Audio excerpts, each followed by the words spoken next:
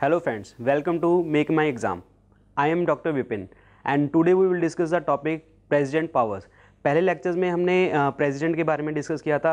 हमने उनकी क्वालिफिकेशन, उनको अपॉइंट कौन करते हैं, रिज़ाइन किसको देते हैं और उनके इम्पीचमेंट वगैरह कैसे होती है। ठीक है, आज हम डिस्कस करेंगे प्रेसिडेंट की पावर्स के बारे में। जो प्रेसिडेंट की पावर्स हैं वो बहुत ही हैं पावर्स हमारे प्रेसिडेंट के पास। First is the administrative power, clear, and the second one is the military power, third is the diplomatic, the fourth one is the legislative,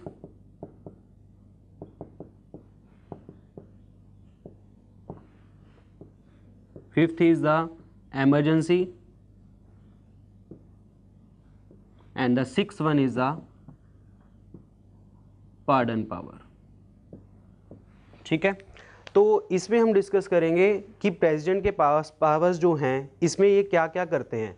for example first of all administrative में क्या है, administrative में क्या है कि वो कौन कौन से लोगों को अपॉइंट करते हैं।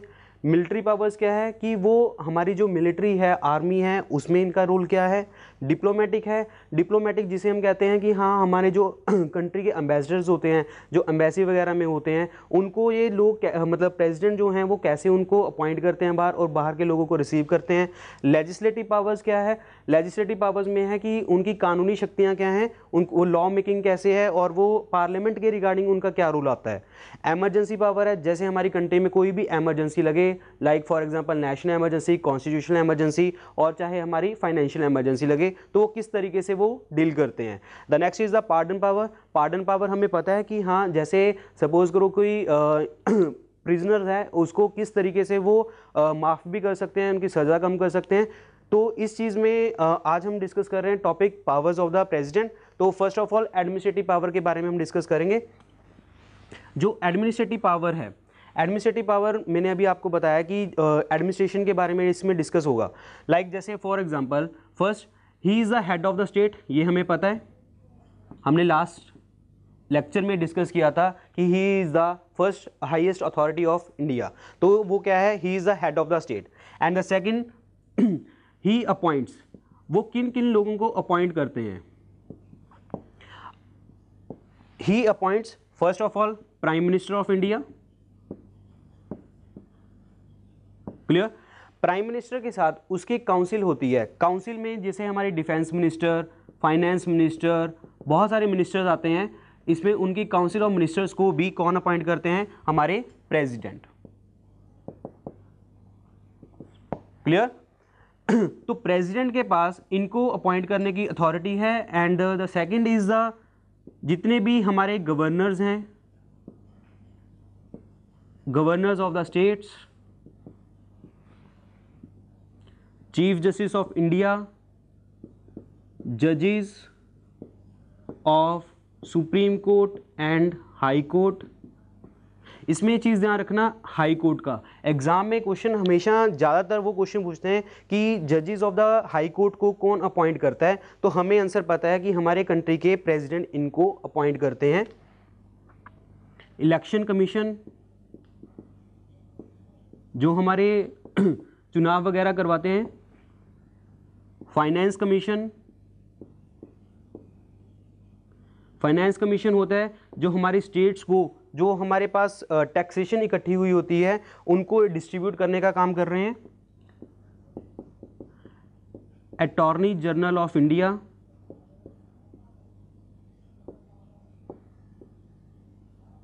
अटॉर्नी जनरल क्या होते हैं, हमारे फर्स्ट कंट्री के लॉ ऑफिसर।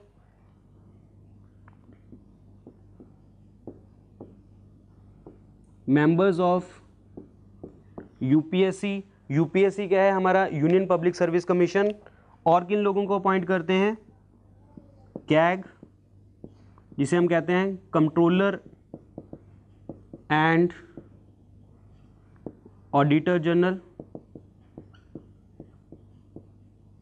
ये वो लोग हैं जो अपनी रिपोर्ट्स पब्लिक अकाउंट कमेटी को भेजते हैं, जिसके बाद हमें पता लगता है कि हाँ हमारी कंट्री में कौन कौन से स्कैम्स हुए हैं। ये हमारे कंट्री के गवर्नमेंट के अकाउंट्स को ऑडिट करते हैं। जितने भी हमारे नेशनल कमीशंस हैं, national commission on SC ST women minorities, उन सब के नेशनल कमीशंस के जितने भी चेयरमैन हैं वो कौन अपॉइंट करते हैं? हमारे कंट्री के प्रेसिडेंट। ठीक है, तो यहाँ पे मैक्सिमम टाइम क्वेश्चन यही आता है कि वो किन किन लोगों को अपॉइंट करते हैं। दोबारा से डिस्कस करते हैं। Prime minister, council of ministers, हमारे जितने भी स्टेट्स के गवर्नर हैं उनको, जितने भी लेफ्टिनेंट गवर्नर हैं हमारे यूटीज़ में उनको, CGI chief justice of India और जजेस of supreme court and high court, election commission जिसमें ये सारे हम टॉपिक्स वैसे डील भी करेंगे आगे। इलेक्शन कमीशन है जिसमें हमारे जो भी कंट्री के इलेक्शंस होते हैं उनको कंडक्ट करवाते हैं। फाइनेंस कमीशन जिसे हम वित्त आयोग कहते हैं, जो हमारे कंट्री के टैक्सेस को डिस्ट्रीब्यूट करते हैं सेंटर स्टेट में।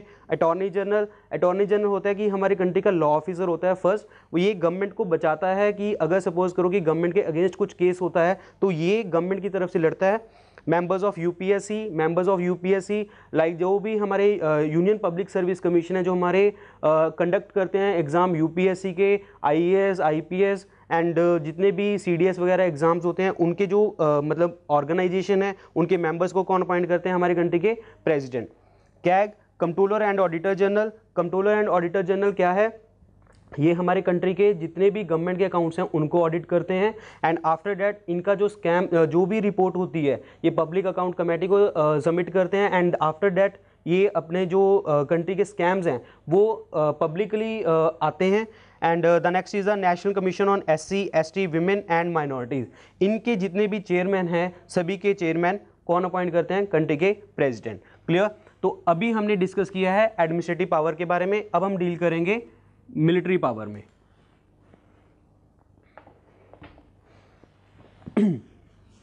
यहां पे जनरली जो क्वेश्चन पूछा जाता है वो हमेशा मैक्सिमम टाइम जो क्वेश्चन आया है हमारा एडमिनिस्ट्रेटिव पावर्स के बारे में ही पूछा जाता है कि हाँ वो कौन कौन से पर्सन्स को अपॉइंट करते हैं। The next is a military power. तो मिलिट्री पावर में क्या है? मिलिट्री पावर में फर्स्ट ऑफ ऑल ये हमारे सुप्रीम कमांडर हैं, supreme commander of armed forces. Clear? अब आर्म्ड फोर्सेस का मतलब क्या है? हमारी तीन forces, air, navy and army. And the second is, first of all हमने यहाँ पे डिस्कस किया है supreme commander of armed forces, air, navy and army. Clear? तो ये हमारे कंट्री के सुप्रीम कमांडर हैं हमारी आर्म फोर्सेस के। एंड द सेकेंड इज, अगर सपोज करो कोई हमने इनके ऊपर जो भी है एक्सपेंडिचर करना है, ठीक है, एक्सपेंडिचर हमारी डिफेंस फोर्सेस के ऊपर, अगर उसको हमने रेज करना है, रेज मतलब हमने उसको बढ़ाना है, उनका खर्चा बढ़ाना है, तो हमारे जो प्रेसिडेंट हैं ये कर सकते हैं। क्लियर? लेकिन प्रेसिडेंट हमेशा किसकी एडवाइस लेंगे? यूनियन काउंसिल ऑफ मिनिस्टर्स की। ये हमें ध्यान रखना है कि जब भी वो फैसला लेते हैं हमेशा वो इन लोगों से बात करके लेते हैं, यूनियन काउंसिल ऑफ मिनिस्टर्स से बात करके लेते हैं। क्लियर? तो अभी हमने डिस्कस किया है मिलिट्री पावर्स के बारे में एंड नेक्स्ट हम डिस्कस करेंगे डिप्लोमेटिक पावर्स के बारे में। ठीक है?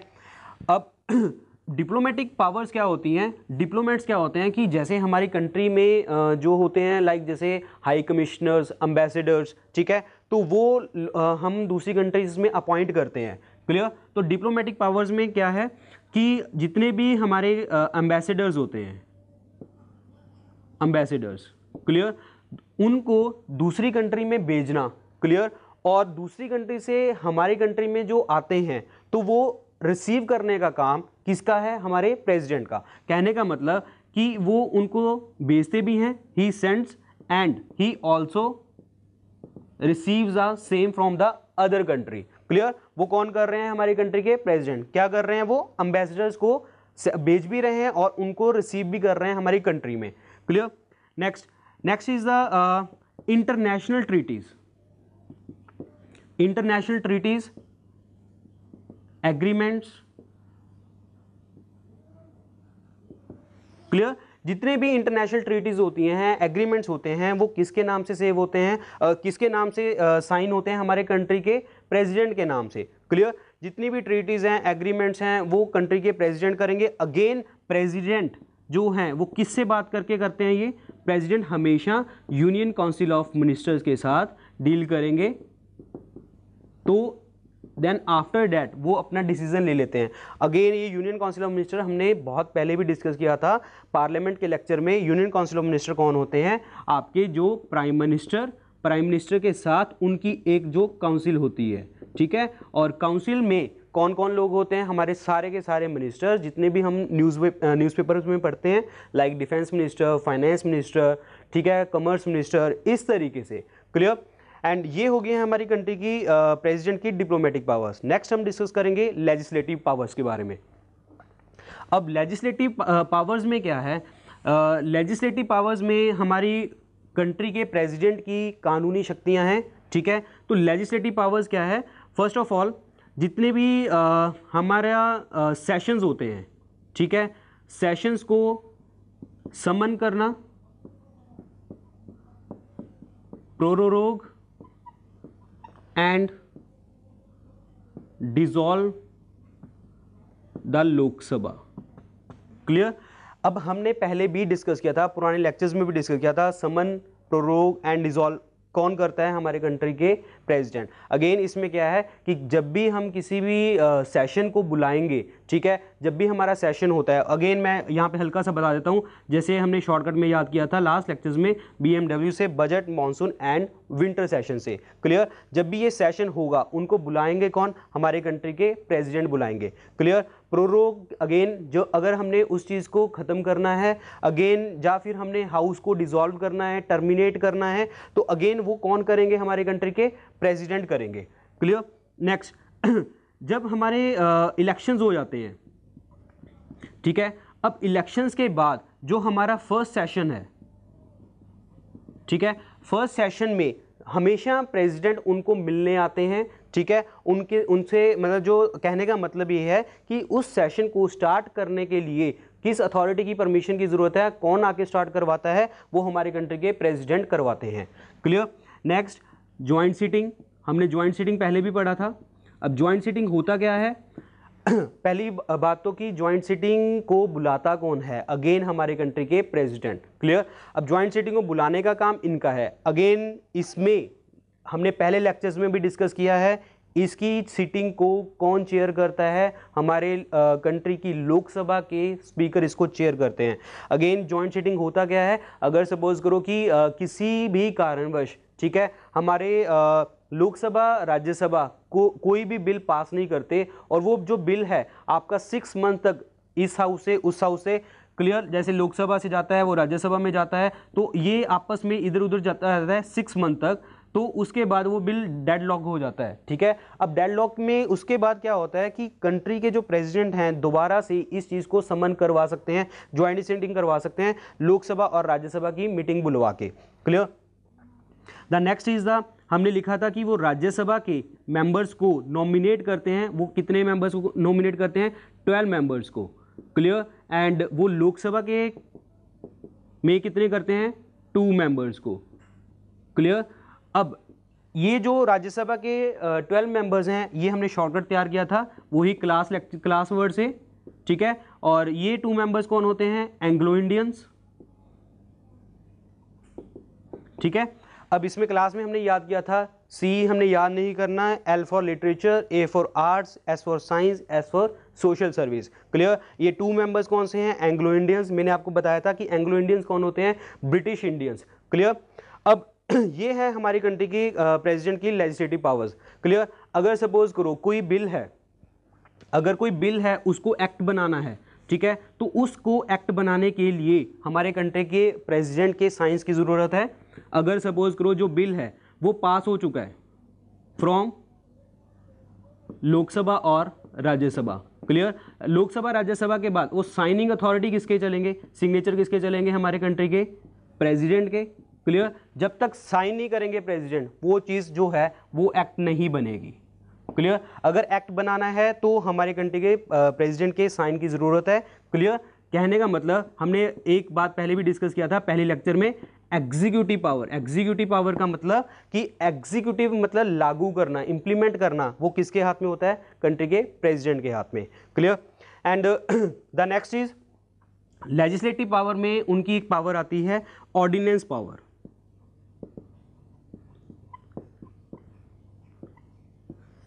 First of all ordinance power, ordinance power का आर्टिकल नंबर पूछा जाता है, आर्टिकल 123। ठीक है, अब ये ऑर्डिनेंस होती क्या है? ठीक है, फर्स्ट ऑफ ऑल ये सीधा का सीधा लॉ होता है, एग्जीक्यूटिव लॉ। ठीक है, अब क्या होता है, लाइक जैसे हमने बात करी है कि जो पार्लियामेंट है हमारी वो सेशंस में मिलती है। ठीक है, वही सेशन अगेन BMW वाला जो हमने अभी याद किया था। ठीक है, अब जो सेशन के टाइम पे बीच में एक गैप होता है, क्लियर? कहने का मतलब उस टाइम पे जो पार्लियामेंट है वो मीट नहीं कर रही, उस टाइम पे हमारी पार्लियामेंट मिल नहीं रही है। ठीक है, तो अगेन अगर कोई इमरजेंसी आए तो कंट्री के प्रेसिडेंट क्या करते हैं? ऑर्डिनेंस लगा देते हैं, सीधा का सीधा लॉ। क्लियर? कहने का मतलब जब parliament is not in session, ठीक है, तो हमारे कंट्री के प्रेसिडेंट क्या कर सकते हैं? ऑर्डिनेंस लगा सकते हैं। अब इस ऑर्डिनेंस की जो टाइम पीरियड है वो कितना होता है? 6 मंथ। ठीक है, कहने का मतलब जो ये लॉ है ये 6 महीने तक लगा रहेगा। ठीक है, एंड 6 महीने के बाद क्या होता है कि अगर बाई चांस ये जो लॉ 6 महीने के बाद लॉ लोकसभा और राज्यसभा को पसंद आ जाए, उनको लगे कि नहीं ये जो लॉ लगा हुआ है, कानून लगा हुआ है वो सही लगा हुआ है, इसको आगे बढ़ना चाहिए, तो वो आगे बिल बनता है और वो बिल 6 वीक में पास करना जरूरी होता है लोकसभा और राज्यसभा ने। क्लियर? तो ये है हमारी ऑर्डिनेंस पावर। ये बहुत इंपॉर्टेंट क्वेश्चन है, अगेन मैं दोबारा से रिपीट कर लेता हूं इसको। ऑर्डिनेंस पावर क्या है? ऑर्डिनेंस पावर है जब पार्लियामेंट सेशन में नहीं होती तो कंट्री के प्रेसिडेंट ऑर्डिनेंस इशू करते हैं। इस ऑर्डिनेंस का आर्टिकल नंबर है 123। क्लियर? अब ये क्या है? एग्जीक्यूटिव लॉ, यानी कि सीधा का सीधा लॉ लगा हुआ है, इंप्लीमेंट होता है। ऑर्डिनेंस की टाइम पीरियड ड्यूरेशन कितनी होती है? 6 मंथ। आफ्टर 6 मंथ अगर वो लोकसभा राज्यसभा को लगे कि ये आगे बढ़ना चाहिए, ये मतलब लॉ आना ही चाहिए। क्लियर? जैसे हमने पहले डिस्कस किया था कि जो भी बिल पास होते हैं लोकसभा, राज्यसभा और प्रेसिडेंट की मतलब अकॉर्डिंग पास होते हैं, तीनों की मंजूरी चाहिए। लेकिन यहाँ पे जो ऑर्डिनेंस लगी है 6 महीने के लिए लगी है क्योंकि पार्लियामेंट सेशन में नहीं थी। अगर पार्लियामेंट लोकसभा राज्यसभा को ये चीज आगे बढ़ानी है तो उसको क्या करना पड़ेगा? 6 वीक के अंदर अंदर इस चीज को पास करना जरूरी ही होगा। क्लियर? तो ये हो गया हमारी कंट्री के प्रेसिडेंट की लेजिस्लेटिव पावर्स। अब हम डिस्कस करेंगे कंट्री के प्रेसिडेंट की इमरजेंसी पावर्स। ठीक है, तो इमरजेंसी जो है, फर्स्ट ऑफ ऑल इमरजेंसी बहुत तरीके से हो सकती है। फॉर एग्जांपल जो इमरजेंसी है हम उसको डिवाइड करते हैं 3 पार्ट्स में। One is the national emergency and the second is the constitutional emergency and third one is the financial emergency. ठीक है, अब नेशनल इमरजेंसी होती क्या है? ठीक है, फर्स्ट ऑफ ऑल इसके हम लिखेंगे कॉजेज, किन किन कारणों से हो सकती है। अब इसका कॉज क्या है? One is the war, one is the external aggression,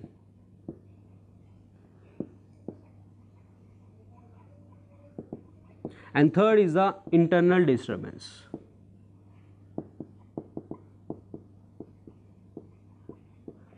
clear? तो ये 3 रीजंस हैं हमारे कंट्री के में नेशनल इमरजेंसी लगाने के। War, external aggression and internal disturbance. Obviously बात है, वॉर हमें पता है कि किसी कंट्री के साथ लड़ाई हो रही है हमारी, एंड एक्सटर्नल एग्रेशन होता है कि सपोज कि आपके जो फोर्सेस हैं बाउंड्री लाइन पे आ चुकी हैं लेकिन वो अग्रेसिव बहुत हैं, कभी भी लड़ाई हो सकती है, तो कंट्री में क्या हो सकता है? हमारी नेशनल इमरजेंसी लग सकती है। And third is the internal disturbance. Internal disturbance का मतलब क्या है कि अगर सपोज करो कि हमारे इंटरनल मैटर कोई है वो नेशनल लेवल पे आ जाए, जैसे नक्सलाइट प्रॉब्लम्स हैं, ठीक है, कुछ प्रॉब्लम कुछ एरियाज में वो प्रॉब्लम है लेकिन वो पूरे कंट्री में फैल जाएं तो वो हमारी कंट्री में क्या लग सकती है? National emergency. क्लियर? लेकिन नेशनल इमरजेंसी के लिए first of all national emergency लगती कैसे है? अगेन इसमें जो बिल होगा वो पास होगा लोकसभा और राज्यसभा से। ठीक है, लेकिन नेशनल इमरजेंसी लगाने के लिए ये बिल लोकसभा राज्यसभा से 1 महीने के अंदर अंदर पास होना चाहिए, 1 मंथ के अंदर। क्लियर? अब नेशनल इमरजेंसी लोकसभा राज्यसभा से जब पास होता है कितने टाइम के लिए लगती है? 6 मंथ के लिए पहले। क्लियर। अब 6 मंथ के बाद अगर लगे कि हाँ हमारी नेशनल इमरजेंसी खत्म हो गई है, ठीक है, खत्म होने की मतलब सिचुएशंस पे आ रखी है, तो हमारी जो नेशनल इमरजेंसी को कंटिन्यू ही नहीं करते, लेकिन लगे अगर कि ये नेशनल इमरजेंसी अभी भी कंटिन्यू होगी, तो वो आगे क्या करते हैं, 6 मंथ के बाद अगेन वो 1 मंथ के अंदर अंदर इस चीज़ से लोकसभा और राज्यसभा से दोबारा से पूछते हैं, बिल पास होता है। आफ्टर दैट 6 मंथ के लिए अगेन लगती है। कहने का मतलब ये 6 मंथ और 6 मंथ का जो कॉन्सेप्ट है ये कंटिन्यू चलता जाता है। एंड ये कितने टाइम तक मैक्सिमम लग सकती है, अनलिमिटेड टाइम, मतलब इसका टाइम फिक्स नहीं है, अनलिमिटेड टाइम के लिए ये लग सकती है। अनलिमिटेड टाइम का मतलब जब तक आपकी नेशनल इमरजेंसी खत्म नहीं होती तब तक हमारी कंट्री में नेशनल इमरजेंसी लगती ही जाएगी। Clear. And the next is the constitutional emergency. अब कॉन्स्टिट्यूशनल इमरजेंसी पहले हम इसमें एक चीज़ मैं बताना भूल गया आपको कि नेशनल इमरजेंसी कितनी बार लगी है हमारी कंट्री में। नेशनल इमरजेंसी लगी है 3 टाइम्स। क्लियर। अब ये 3 टाइम्स में कैसे कैसे लगी है, फर्स्ट ऑफ ऑल 1962 ये लगी थी first of all India China के टाइम पे, ठीक है। इंडिया चाइना हमारी वॉर हुई थी, बट दैट वाज ना external aggression. Clear. And the second 1971 में क्या, India Pakistan war. And the third one is 1975, the reason is internal disturbance.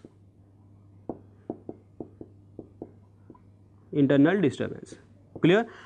यहां पे क्वेश्चन वो पूछा जाता है कि पहली बार कब लगी थी, ठीक है। और जो 1975 है, 1975 के टाइम पे हमारे Mrs Indira Gandhi prime minister थे। वो क्वेश्चन ये भी पूछा जाता है कि इंदिरा गांधी जी के टाइम पे कौन सी इमरजेंसी लगी थी, कब लगी थी, 1975 में। इंटरनल डिस्टर्बेंस उसका रीजन था। क्लियर। एक और चीज़, नेशनल इमरजेंसी, ये पहले भी हमने उसमें डिस्कस किया था लोकसभा में। नेशनल इमरजेंसी के टाइम पे जो हमारा लोकसभा का टाइम है, ठीक है, वो 1 साल बढ़ जाता है, 1 साल प्लस हो जाता है, ठीक है। कहने का मतलब 5 to वो 6 ईयर हो जाता है, ठीक है।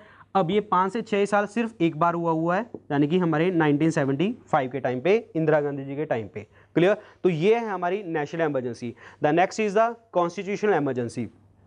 कॉन्स्टिट्यूशनल इमरजेंसी से पता लग रहा है नाम से ही कि हाँ कॉन्स्टिट्यूशन में कोई छेड़छाड़ हो रही है, ठीक है। तो कॉन्स्टिट्यूशनल इमरजेंसी को फर्स्ट ऑफ ऑल और क्या कह सकते हैं हम, one is the state emergency and next is the president rule,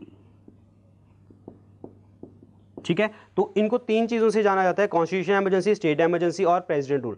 constitutional emergency का मतलब क्या है, कॉन्स्टिट्यूशनल इमरजेंसी में लाइक फॉर एग्जांपल अगर कोई स्टेट है, स्टेट अगर कॉन्स्टिट्यूशन के तरीके से काम नहीं कर रही, लाइक कॉन्स्टिट्यूशन में लाइक जैसे हमें कहते हैं कि सीएम होना चाहिए, गवर्नर होना चाहिए, ये एट प्रेजेंट होने चाहिए वहाँ पे लोग। अगर सपोज सीएम कभी भी रिज़ाइन कर देते हैं किसी कारणवश, ठीक है, या फिर सीएम अपने एक्स्ट्रा पावर यूज़ कर रहे हैं, मतलब वो कॉन्स्टिट्यूशन के तरीके से काम नहीं कर रहे, तो क्या होता है कि जब भी जो हमारे कंट्री में गवर्नर होते हैं, ठीक है, जो गवर्नर हैं वो किसको बताते हैं, प्रेसिडेंट को, कि हाँ वहाँ पे जो स्टेट में काम ठीक ढंग से नहीं हो रहा, कॉन्स्टिट्यूशन के तरीके से काम नहीं हो रहा, तो प्रेसिडेंट क्या कर देते हैं, प्रेसिडेंट रूल लगा देते हैं, ठीक है। इसका मतलब क्या हुआ, एक तो first of all constitutional emergency, state emergency क्योंकि लग कहाँ पे है, स्टेट में, और third is the president rule, और लगा कौन रहा है, प्रेसिडेंट। क्लियर। और वो किसकी हेल्प से लगा रहे हैं, किससे पूछ के, मतलब जो उसको उनको बताते हैं, that is the governor. Clear. And constitutional emergency. The next is the financial emergency. Financial emergency क्या है, लाइक जैसे अगर सपोज करो हमारे कंट्री के पास फाइनेंस खत्म हो जाए, फाइनेंस का मतलब हमारे पास पैसा खत्म हो जाए, तो हमारी कंट्री में क्या लग सकती है, फाइनेंशियल इमरजेंसी। क्लियर।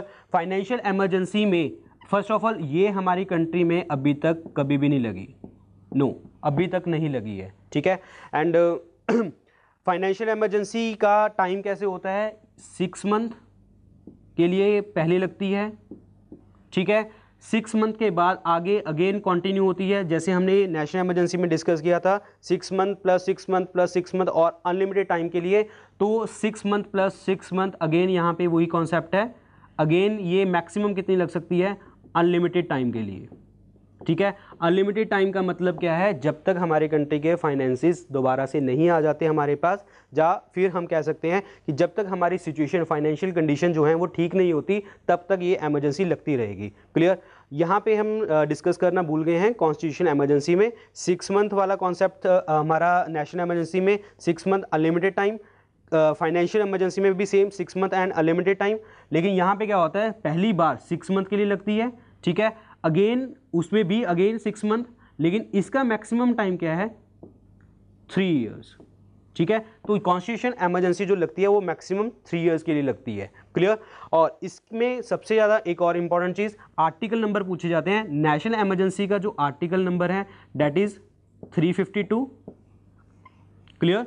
4 के गैप से है ये। कॉन्स्टिट्यूशन इमरजेंसी का है article number 356 and third is the financial emergency article 360।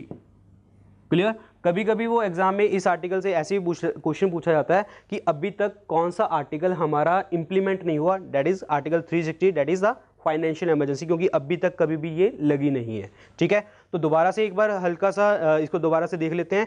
Emergency हमने डिस्कस किया है, national emergency, constitutional and financial, 3 type की इमरजेंसीज हैं। Article number 52, 356 and 360।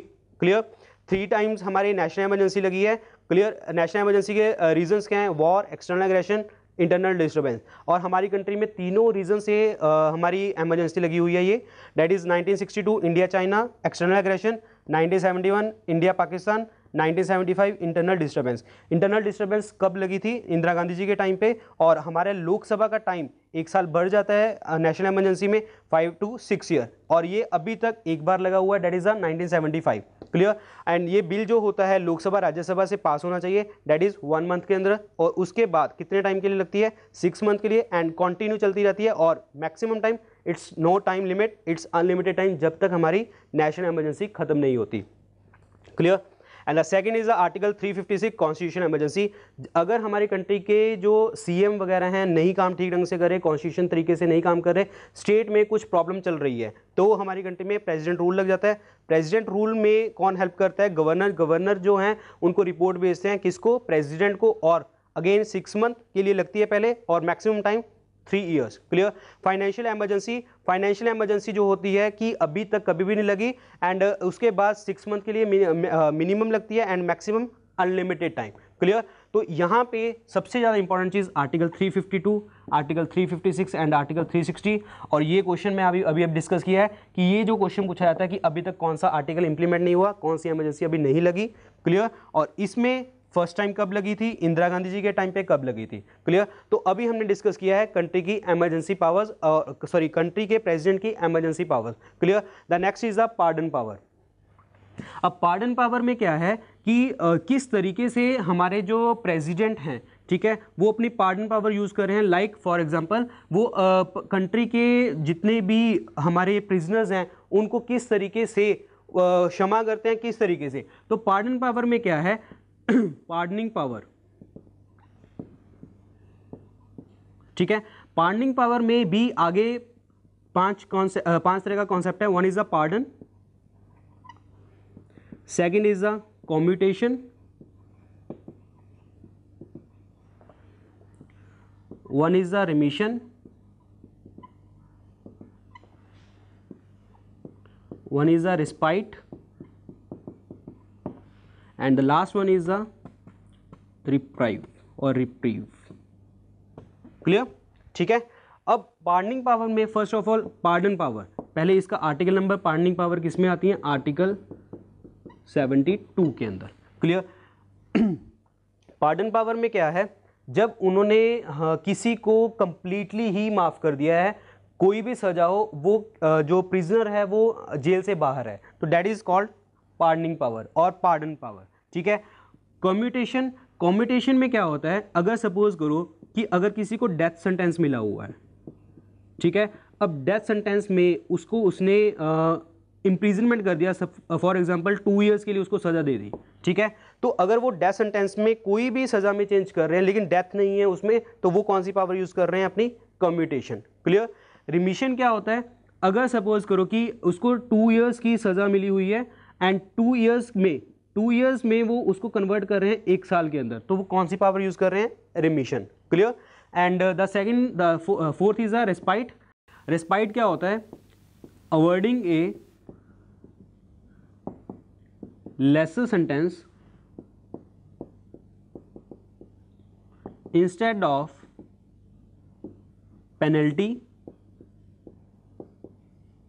penalty prescribed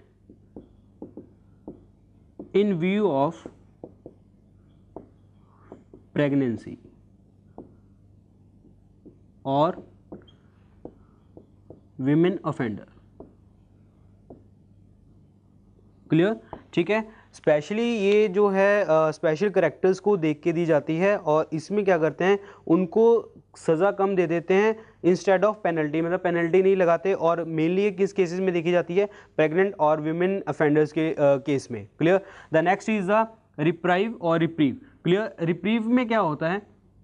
stay on the execution, stay on the execution.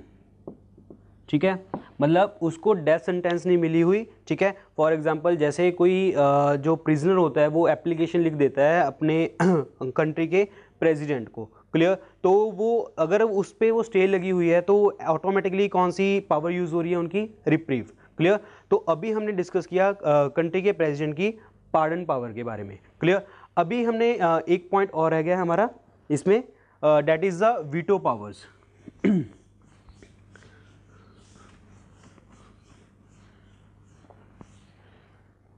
ठीक है, तो the 6th point is veto powers. ठीक है, तो अब ये वीटो पावर्स हम डिस्कस करेंगे। फर्स्ट ऑफ ऑल हमारे कंट्री में कंट्री के प्रेसिडेंट के पास कौन कौन सी वीटो पावर्स हैं? The one is absolute and the second is suspensive and third is pocket. Suspensive, pocket and absolute. Clear. ये हमारे इंडियन प्रेसिडेंट के पास ये 3 वीटो पावर्स हैं। अब एब्सोल्यूट पावर का मतलब क्या, वीटो पावर का मतलब क्या होता है? अच्छा, first of all veto power का मतलब क्या होता है? अगर सपोज करो कि जैसे लोकसभा और राज्यसभा से बिल पास होता है, अगर वो कंट्री के प्रेसिडेंट हमारे साइन कर देते हैं तो वो बिल पास होता है। ठीक है, अगर वो बिल पास नहीं कर रहे किसी कारणवश, क्लियर, तो वो अपनी एक्चुअली या फिर वो मना कर रहे हैं, जब वो साइन नहीं करना चाहते, ठीक है, जब वो कह रहे हैं कि रिकंसीडर करो दोबारा से फिर हम पास करेंगे, देन उसके बाद वो कौन सी पावर में आता है? उनकी वीटो पावर्स में। ठीक है, तो एब्सोल्यूट वीटो पावर का मतलब क्या होता है? फॉर एग्जांपल लोकसभा से बिल पास हुआ है राज्यसभा के पास, ठीक है, अब पास हो गया, दोनों हाउसेज ने पास कर दिया है, एंड आफ्टर दैट जो हमारी पार्लियामेंट है यानी कि हाउस है जहाँ लोकसभा है वो डिसॉल्व हो जाए। ठीक है, अगर लोकसभा डिसॉल्व हो जाती है, ठीक है, तो कंट्री के जो प्रेसिडेंट हैं वो उसको क्या कर लेते हैं? प्रेसिडेंट क्या कर लेते हैं? उस बिल को विदहोल्ड। ठीक है, मतलब उस बिल को हम मतलब प्रेसिडेंट क्या कर लेते हैं? होल्ड कर लेते हैं। क्लियर। तो वो कौन सी पावर यूज कर रहे हैं? Absolute. The next is the suspensive. Suspensive में क्या होता है? अगर सपोज करो लोकसभा से बिल पास, राज्यसभा से पास, ठीक है, वो आएगा प्रेसिडेंट के पास। अब प्रेसिडेंट दोबारा से इसको कह देते हैं कि आप रिकंसीडर करो, रिकंसीडर। क्लियर। अगर वो रिकंसिडरेशन के लिए वापस दोबारा से भेजा जा रहा है तो वो कौन सी पावर यूज कर रहे हैं? Suspensive veto. Clear. The third is the pocket veto. Pocket veto का मतलब है ना तो वो यस कर रहे हैं उस बिल के लिए, ना वो नो कर रहे हैं, कहने का मतलब वो अपने पॉकेट में लेके घूम रहे हैं, that is called pocket veto. Clear. So friends, आज हमने डिस्कस किया है प्रेसिडेंट की पावर्स के बारे में। ठीक है, अगर आपको कोई भी क्वेरी हो, कोई भी क्वेश्चन हो, आप कमेंट में डाल सकते हैं। Hope you like this video and do like, share and subscribe our channel. Thanks for watching. Thank you very much.